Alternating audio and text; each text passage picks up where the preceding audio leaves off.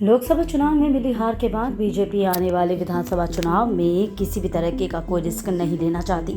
BJP ने गुरुवार को संगठन में मंत्रियों की बैठक बुलाई।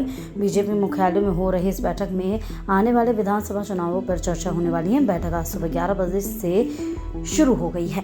इस बैठक में अगले अध्यक्ष को लेकर जो चुनावी प्रक्रिया होगी उस पर भी चर्चा की जाएगी। दरअसल दिल्ली में बीजेपी की 2 दिवसीय संगठनात्मक बैठक हो रही है। इसकी शुरुआत गुरुवार से होगी।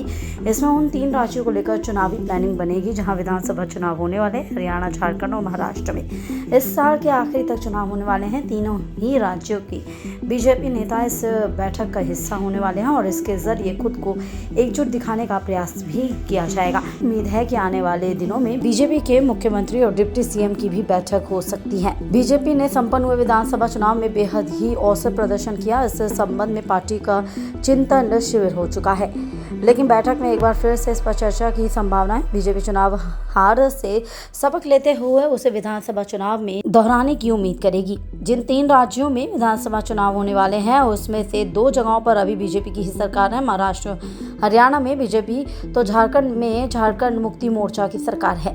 देश के जिन 3 राज्यों में विधानसभा चुनाव होने वाले हैं उनमें सबसे बड़ा राज्य महाराष्ट्र है। यहाँ पर अभी बीजेपी के नेतृत्व वाली महायुति गठबंधन की सरकार है। इसमें शिवसेना और एनएसपी शामिल है।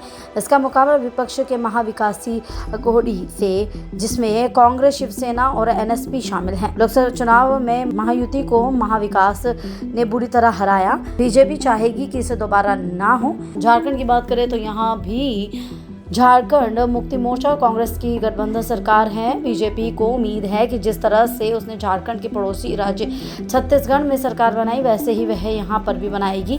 पिछले साल से ही बीजेपी ने यहाँ पर झारखंड मुक्ति मोर्चा के ऊपर भ्रष्टाचार के आरोप लगाए हैं। इसकी वजह से मुख्यमंत्री हेमंत सोरेन की गिरफ्तारी भी हुई। वहीं इसी को मुद्दा बनाकर जनता के बीच जाने की कोशिश करेगी। हरियाणा में बीजेपी की राह मुश्किल नजर आ रही है। इसकी वजह है लोकसभा चुनाव, जहाँ 10 में से सिर्फ 5 सीटों पर बीजेपी को जीत मिली। कांग्रेस इस वक्त हरियाणा में मजबूत नजर आ रही है। दूसरी ओर बीजेपी बिखरी हुई सी। कांग्रेस अगर अपने अंतराले को खत्म करने में कामयाब रहती है तो वह बीजेपी को अच्छी टक्कर देने वाली है। बीजेपी को चुनावी जीत के लिए जनता का भरोसा एक बार फिर से जीतना होगा। यहाँ पर जमीनी रूप से काम करने की जरूरत है।